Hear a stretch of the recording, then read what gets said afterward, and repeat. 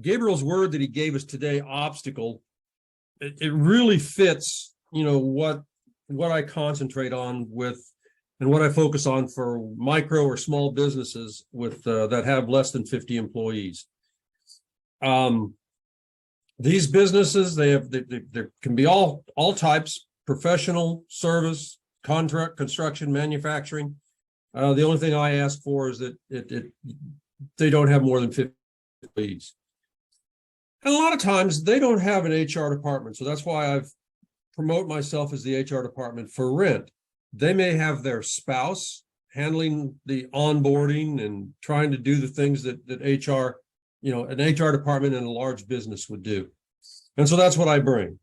So just to give you an idea of what are some of the obstacles that companies have to start dealing with the minute they're formed. Usually one employee and up, even though I say 0 employees, there's a lot of stuff with state laws that'll take it down to just the owner. But anyway, let's just deal with pretty much federal regulations that start with just having one employee.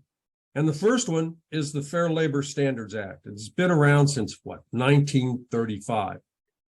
And that is the one where you'll see articles, people commenting.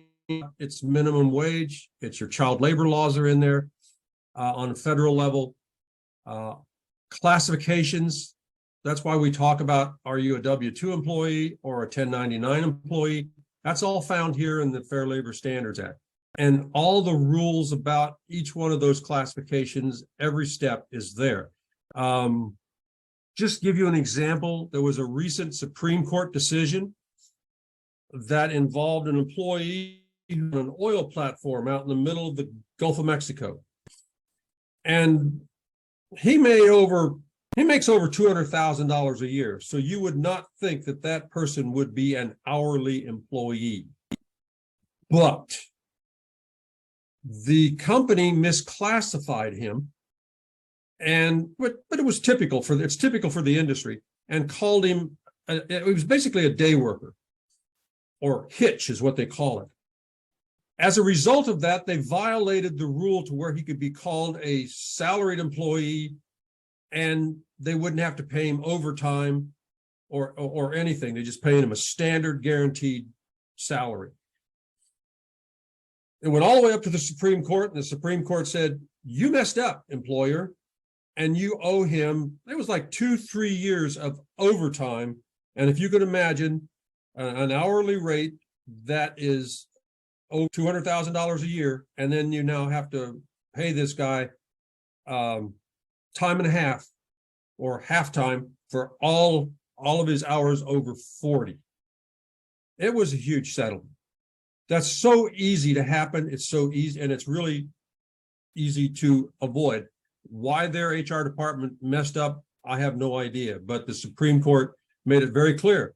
The rule is in the Fair Labor Standards Act. It's very explicit, and you have to hit each bullet point, or else you've misclassified the employee, and that employee now is a hourly employee, eligible for all overtime, all of the other things that fall into that as that classification. So Fair Labor Standards Act is just the building block, the first part of any business has to know how that thing works. The next one is the Employee Retirement Income Security Act of 1974. And the only time that really makes a small business think is, do you want to have health plans, retirement programs, even life insurance programs, group life, all of those programs that an employee is eligible for an employee, the rules for a lot of them are in that Retirement Income Security Act. And you've got to know your way through it. It's very complicated. There are attorneys and sections of attorneys of large attorney firms that's all they deal with. And they make a lot of money. The next one is OSHA. That sets all the workplace safety standards, and they're constantly changing. There's new ones coming out. all the time. And this is the one law that basically even covers the owner. That's why it's got 0 employees.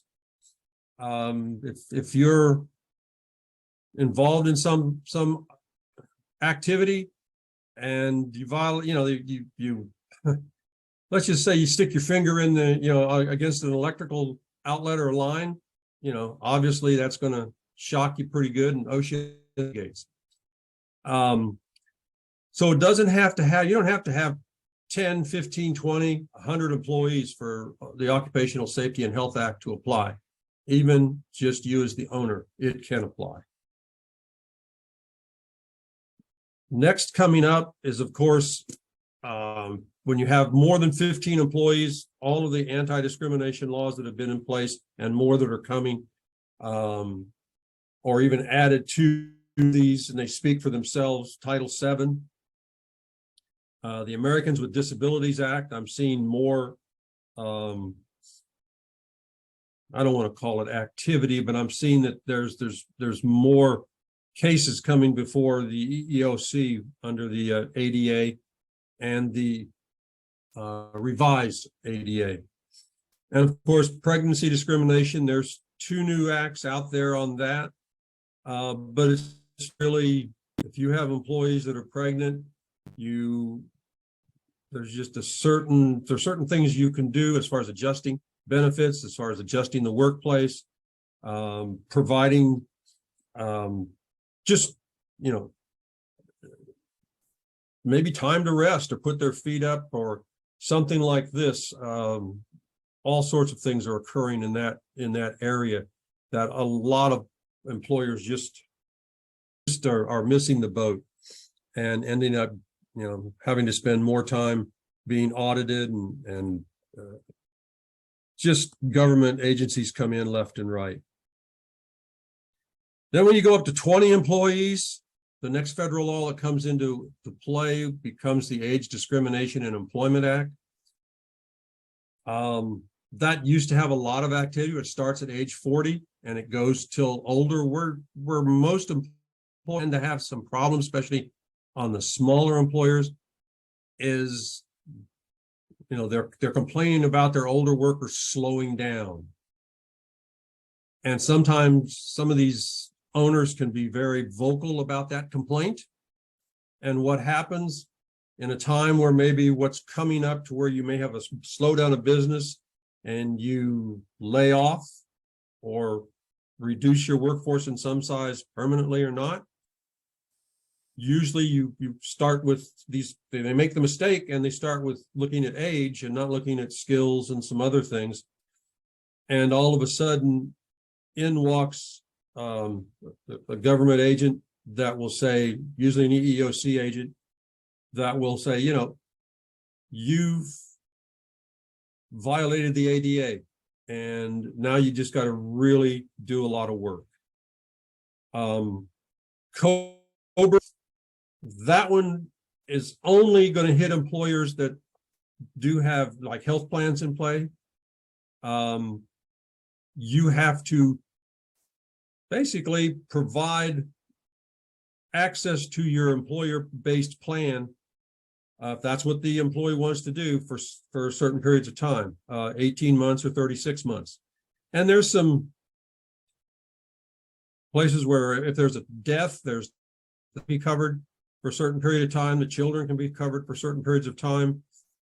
Just a lot of combinations that when there's a loss of the job for layoff, business, got terminated, or like I said, death, disability, this act comes into play. And there are, there's just a lot of fines that are built in if you don't provide COBRA in the right way and don't supply the information, the paperwork, so that they have access to the insurance for as long as they want it or as long as it's available, either 18 or 36 months.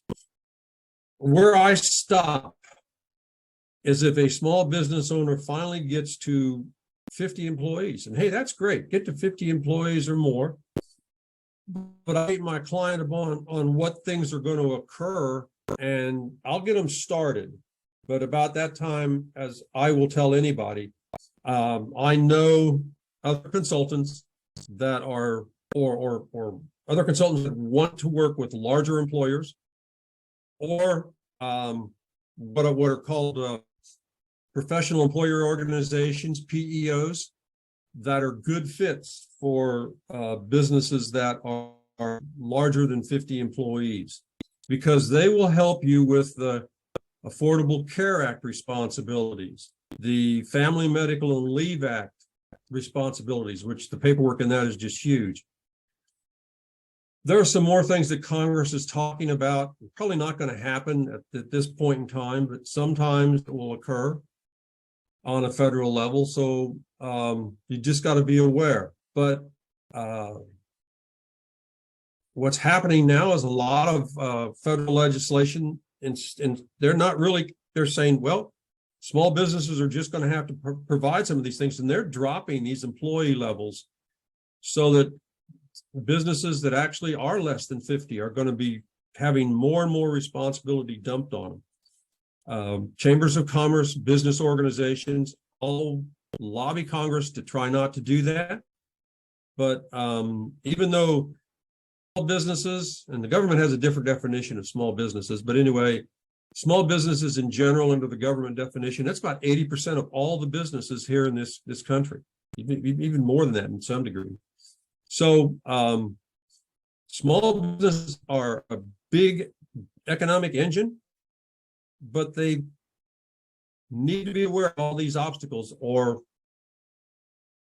just they'll either have to sell the business, close it down, because they're going to be in a world of hurt.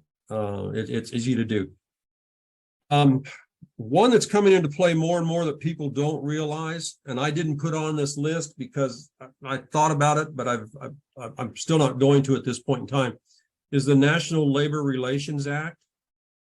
More people think of that as being a legislation that is for unions, but actually the act, when you read it, talks more about individuals and the individual's rights to join a union.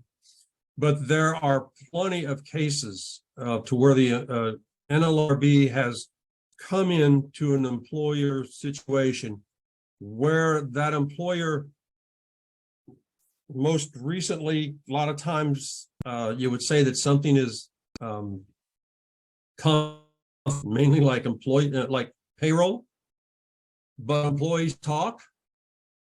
And there used to be years ago, and I was involved in some of those, that we terminated employees.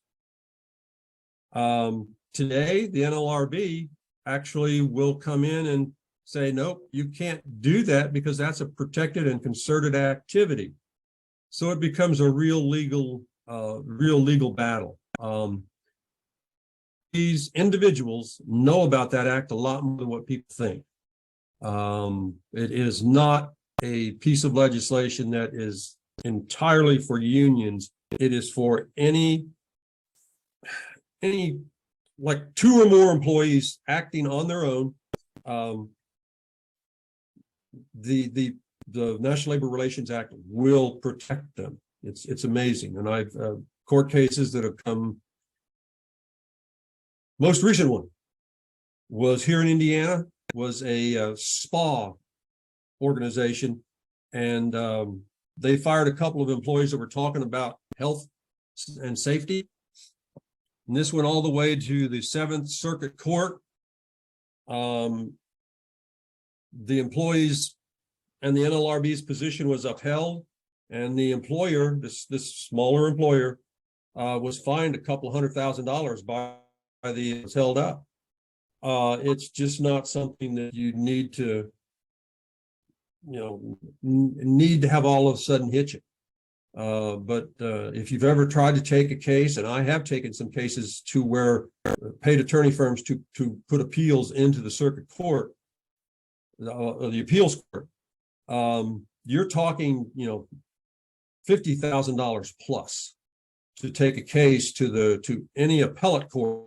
And if you go to the Supreme Court, you're talking briefs from the attorneys and so forth that you're talking six figures just to get that case to the Supreme Court. It has to be really important if you want to take it that far. So these federal led laws are ones that you just have to be aware of. And then there are, on top of that, there are state and local laws that you just know about those too. A lot of companies don't, but every state has their own combinations of these federal regulations that'll actually cover the gaps. And you just have to know which states and which localities. I mean, even cities, counties are doing some of this legislation with ordinances that have force of law, and all of them have fines built in. So it's not just all that I have to worry about, although this is the basics. I also have to look into what they're doing in that, what is being done in that state when I'm in a different state than Indiana.